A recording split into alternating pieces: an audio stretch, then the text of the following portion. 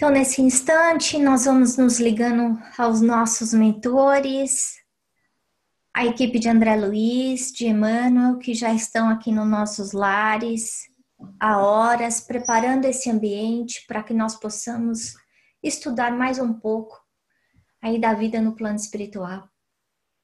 Esse capítulo que, mais uma vez, nos lembra da importância do perdão, da força do pensamento e da importância da prece e da gratidão por tudo aquilo que a gente tem na nossa vida. Vamos acompanhando então a Lúcia na prece de hoje. Então, lembrando que a Ana acabou de falar, contamos com a presença dos benfeitores espirituais, muito especialmente dos colaboradores da equipe de André Luiz. Então, vamos unir o nosso coração, o nosso pensamento,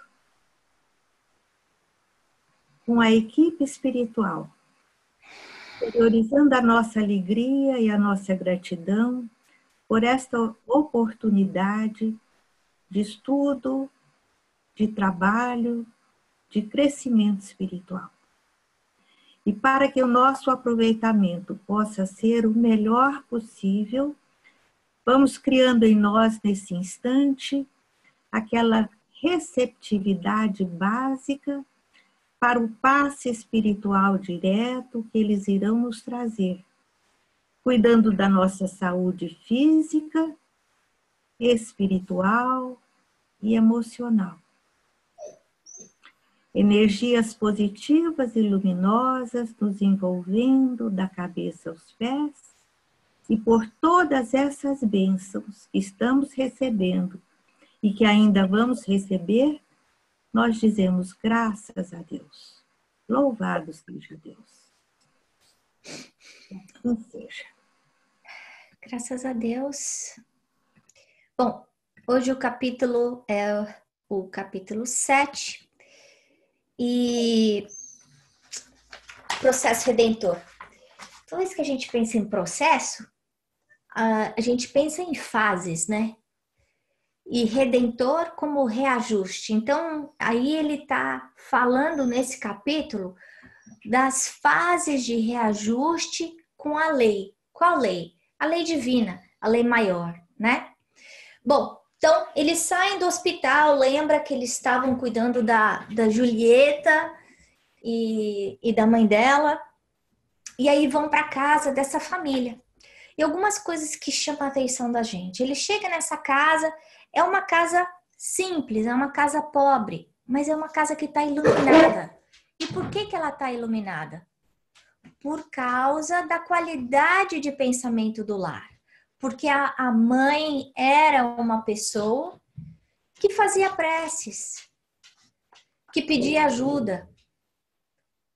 E com isso, a aura daquele lugar era uma aura diferente, apesar de ser uma casa simples.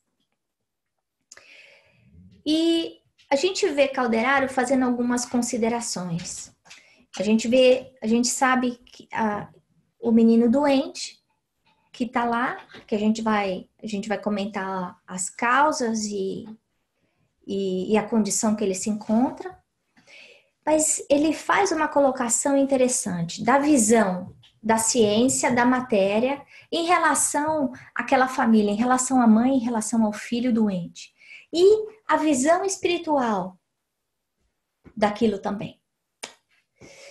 E o interessante é que a gente vê que a ciência se desenvolveu muito.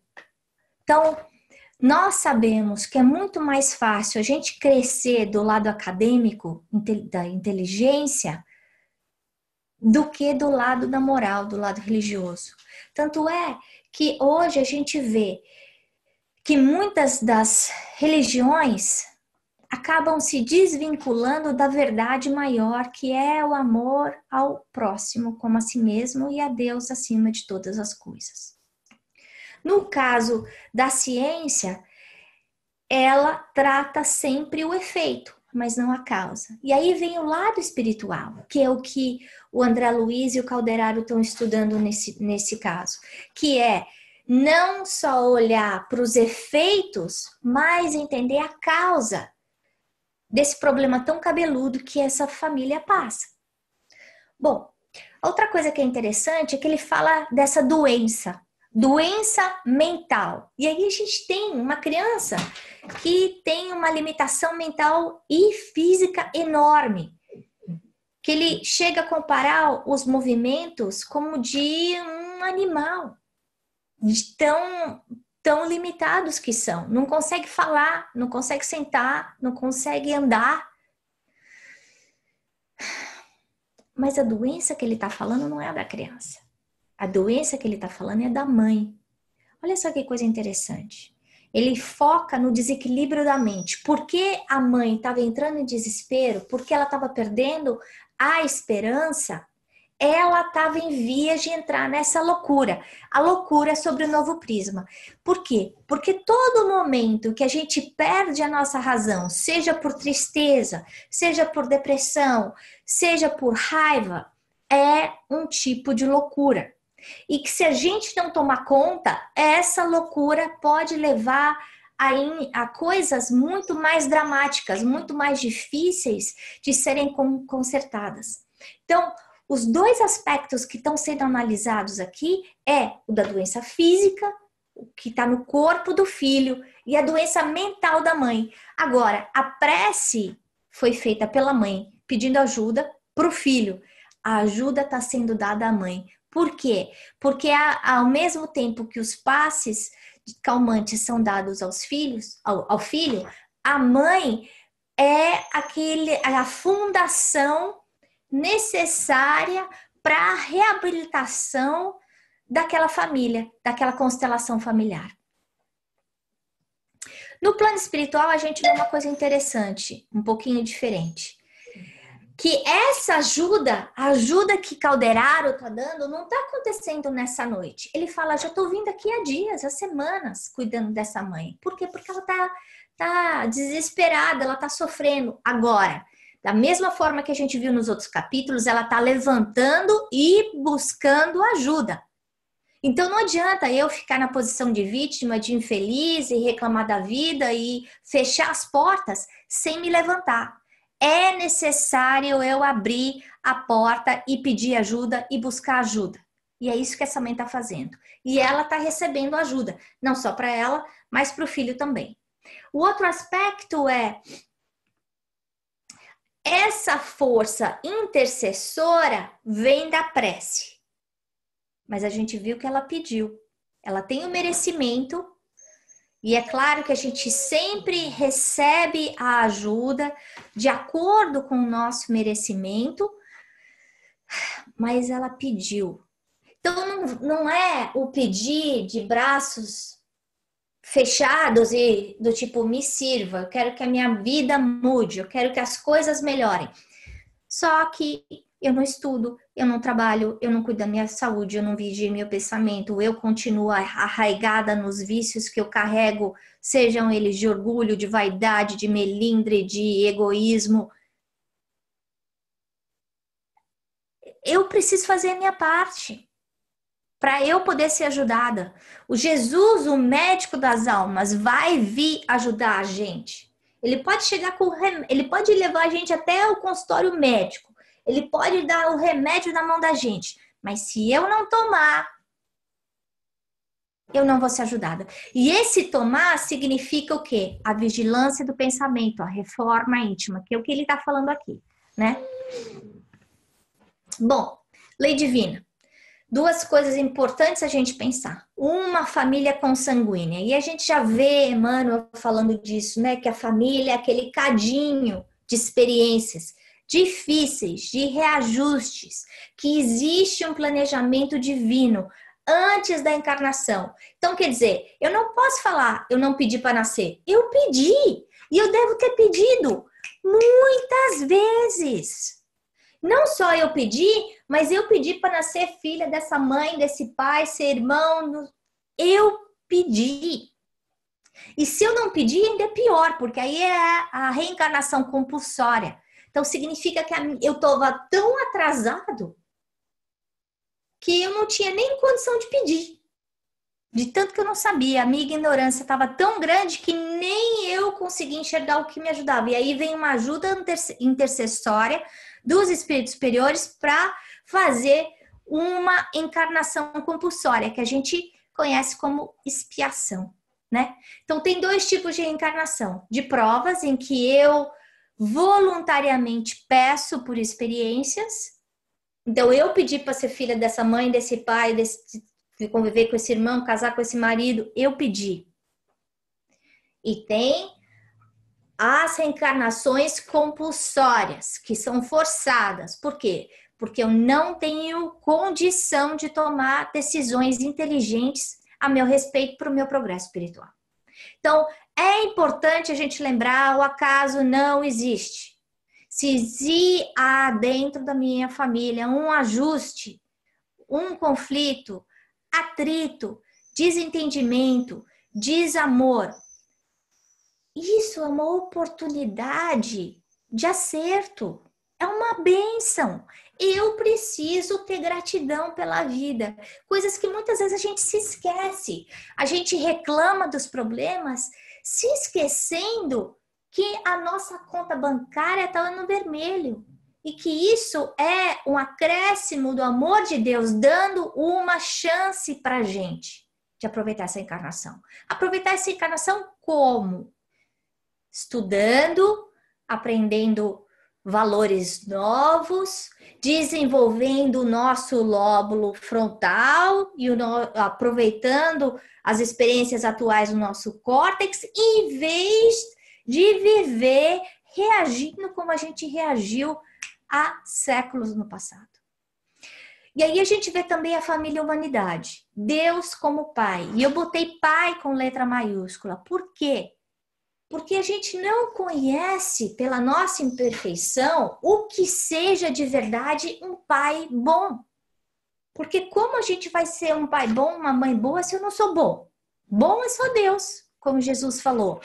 Mas Deus é pai de amor, de compaixão, de perfeição, de infinita bondade. E ele coloca a gente dentro da terra como uma escola. É um lugar onde a gente vai melhorar, a gente vai se regenerar através de lições de amor. E lição de amor não é só a lição: vamos passear no parque no sábado à tarde quando tá sol. Não.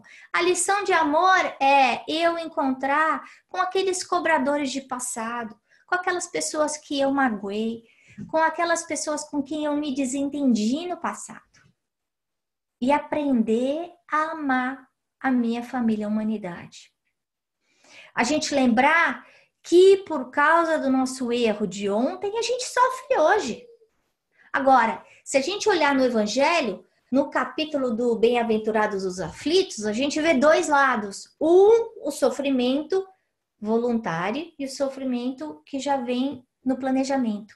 E a instrução dos espíritos é que a quantidade de sofrimento voluntário que a gente passa é muito maior do que aquilo que tinha sido escolhido por Deus.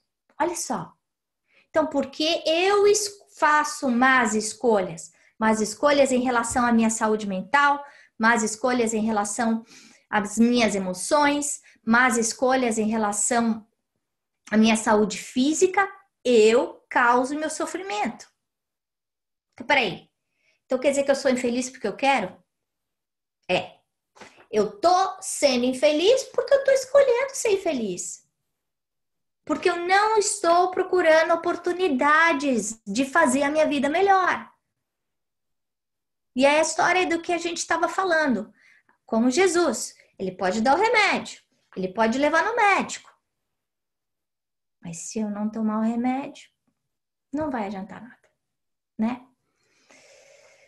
Então a gente lembrar, né, que a lei de justiça, e quando a gente pensa nas leis de Deus, a maior de todas, como a gente vê no Livro dos Espíritos, é a lei de justiça, amor e caridade, que encompassa todas as outras leis. Então, o que a gente vive hoje é a ferramenta que nós necessitamos para o nosso progresso. Bom, aí continuando. Nesse lar, como a gente viu, tem proteção, tem paz. Muita gente, inclusive nós, muitas vezes temos dificuldades de fazer evangelho no lar. Por quê? Porque a gente está cansado, porque vem visita, porque nós temos outros compromissos. Mas a gente lembrar que o nosso compromisso do evangelho no lar é a nossa oportunidade de abrir a porta para Jesus. Olha só. Então, quando eu escolho o dia e a hora, eu posso ter certeza que emissários de Jesus vão estar aqui. Eu estava escutando uma palestra outro dia falando que Bezerra tem mais de 10 mil voluntários na sua equipe do plano espiritual. Você imaginou quantos Jesus tem? Bezerra sendo um deles, né? Então imagina que a gente vai estar recebendo suporte, mas para isso é importante a gente mostrar disciplina. E disciplina não significa disciplina, não, eu vou estar aqui no dia certo, na hora certa. Não, não só naquele dia, naquela hora, e sentar bonitinha e prestar atenção no que está sendo dito. Não, porque se eu continuo agindo errado, apesar do que eu estou aprendendo, do que eu estou estudando, o tempo está sendo gasto em vão. E aí, o que a gente faz com o aluno que a gente ensina e ele não presta atenção, não faz a lição de casa? O que o professor faz? Ele fala, bom, não posso fazer muita coisa. Você vai ter que estudar sozinho. Isso acontece com a gente. Então, quando a gente fica batendo a cabeça na parede e fazendo más escolhas, eles deixam a gente viver o nosso livre-arbítrio. E aí, se eu tô infeliz, eu vou ficar mais infeliz. Se eu tô deprimida, eu vou ficar mais deprimida. Até eu chegar num ponto em que eu falo, eu não quero mais sofrer. Aí eu faço a prece e eu recebo ajuda. Então, é necessário eu me levantar. Me levantar como paraplégico, enxergar como cego que Jesus, como o cego que Jesus curou. Então, eu tenho que colocar o meu esforço em cima disso. O interessante, o caso desse cego, né, que ele fala, então, tira a capa. Naquela época, quando as pessoas eram inúteis, inválidas, o governo romano dava uma capa para eles. E nessa capa estava escrito, eu não sirvo para nada, eu não valho nada, por isso eu preciso da esmola dos outros. Então, de vestir aquela capa já era uma situação super humilhante. Agora, porque eu tinha aquela capa, eu recebia a ajuda necessária. A hora que Jesus fala para o cego, agora tira a capa, ele está querendo dizer, agora levanta e trabalha. Então não basta a gente receber a bênção. A bênção do quê? Da vida, da oportunidade, da família, do trabalho, do espiritismo, da saúde, se eu não me levantar e tirar a capa. A ajuda espiritual vai estar sempre presente, antes, durante, depois, muito maior do que a gente imagina. Mas para isso é necessário que eu faça a minha parte. Batei e abri suas asas, pedi e obtereis. Então faz a sua parte, que o resto vem como acréscimo de amor de Deus.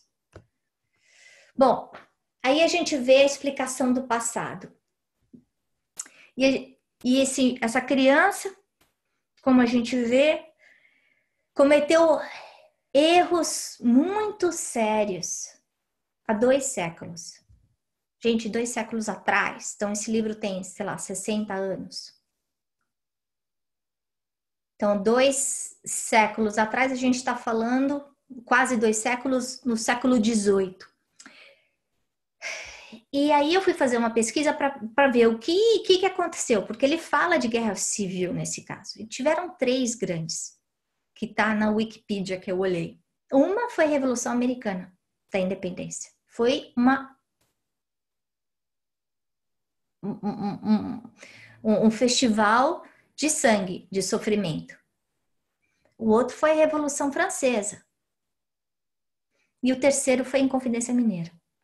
Então, 3 casos grandes de revolução interna, em que muitas vezes a gente vê abuso de poder, maldade. E o fato de haver uma guerra não justifica a violência. Olha só que coisa interessante, né? Porque muitas vezes a gente passa por situações em que existe o conflito. Agora, como é que eu trato esse conflito? Nesse caso, esse indivíduo doente abusou do seu poder e aproveitou desse sofrimento, desse momento que ele estava vivendo na guerra civil, para fazer e se vingar de todos os seus inimigos. E aí o que acontece? Os inimigos vêm ao longo de 2 séculos. Muitos vão embora, mas tem 2 que não largam dele. E o pensamento desses obsessores funciona como dardo, como veneno. E aí, eles, com esse pensamento, porque os espíritos com pensamento de raiva, de rancor, eles trabalham como se fosse uma hipnose no encarnado. Eles encostam no encarnado e ele tem um ataque. E eles, com essa força cruel, eles conseguem aniquilar a capacidade desse indivíduo elevar o seu pensamento, então usar o seu lóbulo frontal e tomar decisões, neutralizando o córtex. Então, a única coisa que ele consegue é voltar às experiências de passado, aos instintos semi-animalescos. Olha só que coisa. Então, existe um problema no instrumento, na matéria, no corpo, que foi gerado pelo mau uso do livre-arbítrio dessa pessoa, mas, ao mesmo tempo, por causa da má qualidade de pensamento e da lei de justiça, em que existe a conexão entre o credor e o algoz, ele acaba sofrendo as consequências. E esse ódio que ele passou durante esses 2 séculos alterou a vida, a forma perispiritual dele e dos obsessores.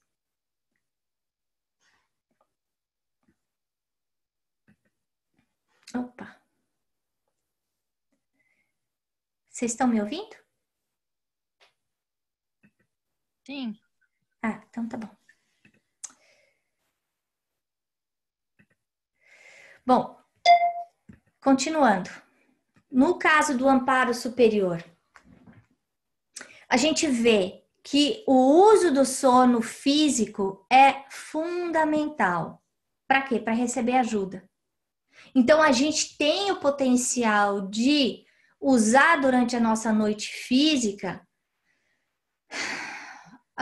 como usar a nossa noite de descanso como uma oportunidade de receber as vitaminas espirituais que a gente precisa. Do quê? De tranquilidade, de felicidade, de estímulo, de energia. Mas para isso eu preciso me preparar antes de dormir. Por quê? Porque a qualidade do meu pensamento quando eu for dormir vai estar conectada ou alinhada com aquilo que eu vou ver durante minha noite de sono. No caso do trabalho dos desencarnados, a gente vê o plano espiritual fazendo essa ajuda não só aqui na Terra com os obsessores, mas também no umbral, nas zonas infernais. Mostrando o quê? Que vingança, ódio, rancor é o quê? Sinal de ignorância. E essa ignorância faz o quê? Que eu me prenda a sofrimento. Eu estou me prendendo a sofrimento porque Deus quer? Não. Eu estou me prendendo ao sofrimento porque eu escolhi. através das minhas emoções, dos meus sentimentos. E aí, Calderaro continua. Se o amor emite luz, o ódio emite estiletes de treva. Relação com as partes do cérebro. O que eu quis dizer com isso? Quer dizer que com esses pensamentos ruins que são emitidos pelos obsessores, eles são tão fortes que eles conseguem lesar o cérebro do encarnado. Eu coloquei a foto do Chico aqui porque tem uma historinha naquele livro do Ramiro Gama, chamado Lindos Casos de Chico Xavier, que é o Chico, ele recebia prescrição de remédio por Dr. Bezerra e indicava para as pessoas. E era um sábado de manhã, ele estava saindo lá para ir lá para a fazenda onde ele fazia o trabalho voluntário, e tem uma moça que chega e fala: Chico, eu não entendi direito como é que eu tenho que tomar esse remédio. E o Chico estava atrasado já, ele estava com pressa. Aí ele fala: ó, dona fulana, eu converso com a senhora daqui a algumas horas, tá bom? Eu tô atrasado. Aí ele continua indo, correndo. Aí Emmanuel chega: Chico, 5 minutos, Chico. Vai lá, fala com ela, 5 minutinhos. Aí ele vai, volta. Aí ela vira para ele e fala: Chico, sabia que você ia voltar, você é um homem tão bom. E aí ele explicou 5 minutinhos, ela entendeu e foi embora. Aí ele continua andando lá o caminho apressado dele. Aí Emmanuel bate de novo nas costas dele e fala: Chico, agora olha para trás. E essa senhora estava falando: vai com Deus. E saindo luz, fachos de luz da boca dela. Aí Emmanuel fala: você já pensou se ela estivesse falando vai com o diabo? O que ia estar saindo da boca dela? Então, é a gente lembrar que o nosso pensamento, ele emite uma energia poderosa de saúde e de doença. Se eu estou emitindo essa energia, a primeira pessoa que é imantada pela energia sou quem? É quem? Sou eu. Aí a importância do nosso pensamento, do nosso controle mental. Aí ele continua: o plano mental de cada um de nós é repositório de forças vidas. Olha só, quer dizer que o meu pensamento é um gerador de energia. Quer dizer que pela qualidade ou má qualidade do meu pensamento, eu consigo transformar a minha vida. E aí ele continua: a maioria dos casos de alienação mental vem da ausência voluntária da alma à realidade. Eu escolho. Eu faço a escolha errada. E aí ele continua: todo desequilíbrio vem do afastamento da lei. Então, se eu não estou sabendo amar a Deus acima de todas as coisas e ao próximo como a mim mesmo, então eu preciso amar a Deus, preciso amar o próximo, mas eu preciso me amar. Amar como? Amar cuidando do meu corpo, do meu espírito. Amar o próximo como? Não fazer para o outro aquilo que eu não quero que faça para mim. Então, se eu não gosto que gritem comigo, eu não vou gritar. Se eu não gosto que me roubem, eu não vou roubar. Se eu não gosto que me ofendam, eu não vou ofender. E amar a Deus significa o quê? Aceitar, ter fé, se entregar, sem ficar brigando. Como criança mimada, achando que a gente sabe mais do que Deus, o que é melhor para nós, né? Então, para a gente encerrar, são 8 horas. Como a gente combinou, o nosso estudo agora vai durar 40 minutos, mas quem precisar sair em 30 minutos, fica à vontade. Então, para refletir, eu coloquei aí 3 coisas. Uma é a gente parar de perguntar por que isso está acontecendo, por que eu nasci, por que eu passo por isso, por que a minha saúde é ruim, por que meu casamento é difícil, por que meus pais não me entendem. E começar a perguntar: para quê? Qual é a lição? O que eu preciso aprender? A segunda coisa é a importância do nosso bom ânimo, da gente colocar gratidão na vida. A psicologia fala, tem livros escritos da importância da gente saber agradecer pelas coisas boas que eu tenho. Agradecer porque eu consigo respirar, porque tem gente que não consegue respirar sem nenhum aparelho. Agradecer que eu posso ter um teto, que eu tenho comida na mesa, que eu tenho uma mão que estende para mim, que eu tenho livros para ler. Agradecer que eu tenho oportunidade de resgatar os erros de passado através dessa encarnação. Então é importante eu manter a qualidade do meu pensamento e fazer gratidão, escrever, isso a psicologia fala, escrever durante 5 minutos, coisas que eu tenho para agradecer antes de dormir e acordar, em 3 semanas eu mudo a qualidade da minha vida. Se eu não consigo ver coisa boa na minha vida, eu tô doente. É essa loucura que ele tá falando. Essa loucura do prisma espiritual. E a terceira coisa que eu queria que a gente refletisse foi como a gente consegue fazer que um ato de amor restitua o nosso equilíbrio. Então, pensar no nosso dia a dia. O que é que acontece quando eu faço uma coisa boa? O que eu sinto? O que acontece com o meu corpo? O que acontece com o meu pensamento? A gente trazer na consciência, em vez de a gente reagir às coisas que acontecem no nosso dia a dia, nós pensarmos o que a gente sente, o que acontece comigo. Quando eu coloco amor nas minhas palavras, quando eu coloco amor nas minhas ações, ou o contrário, né? O que acontece com o meu equilíbrio?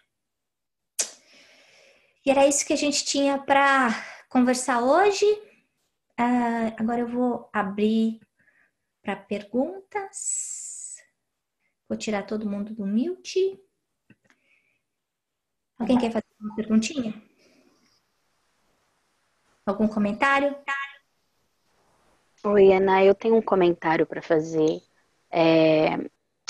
Que os obsessores, muitos obsessores, ao longo desses 200 anos, escolheram o amor, escolheram o perdão, escolheram a paz interior e ficaram livres do compromisso, né? Isso eu achei, assim, tão fantástico e tão fenomenal. Então, o quanto que a gente fica preso, seja lá no que for, por anos, anos e anos, tendo a nossa vida estagnada, porque a gente não resolve ir além, né? Deixar ir.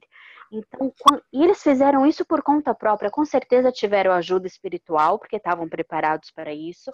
Mas quanto que a gente lê que muitos obsessores precisam de uma intervenção mais assídua para isso acontecer. Então, isso me chamou muito a atenção. E nesse caso, nossa, que comentário maravilhoso que você fez, Gi. E nesse caso, a gente está falando de 2 séculos, né? Sim. Mas tem gente que passa a vida inteira carregando a pedra. Não, eu não vou perdoar porque fez isso, porque falou, porque deixou.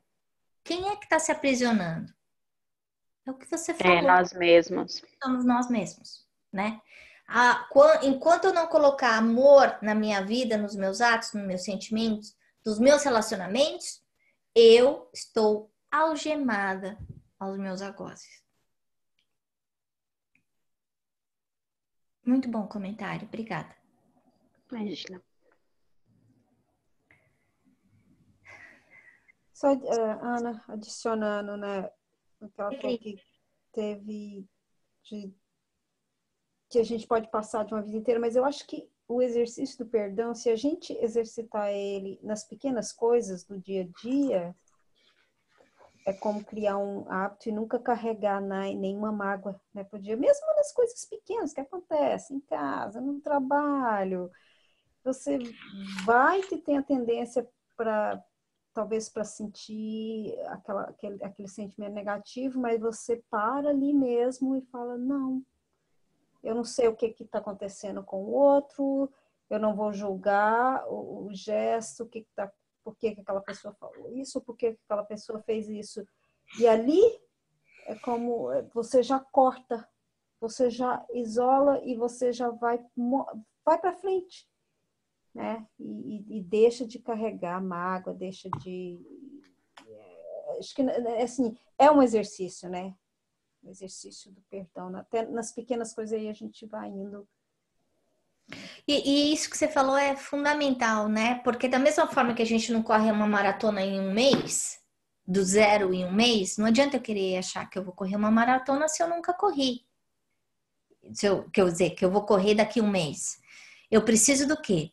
De vontade, de exercício, de prática. E o perdão é a mesma coisa, é a gente saber estar atento, né?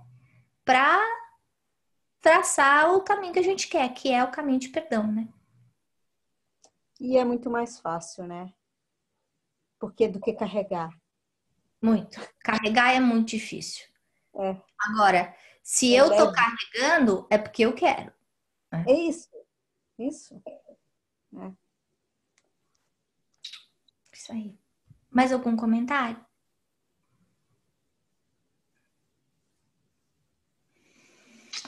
Karina, você consegue fazer a prece final pra gente? Ou você tá com os bebezinhos? Consigo sim, Ana, só que tá meio barulho aqui, tá tudo bem? Tudo bem, pode fazer. Ok, vamos fechar os nossos olhos, dar aquela respirada funda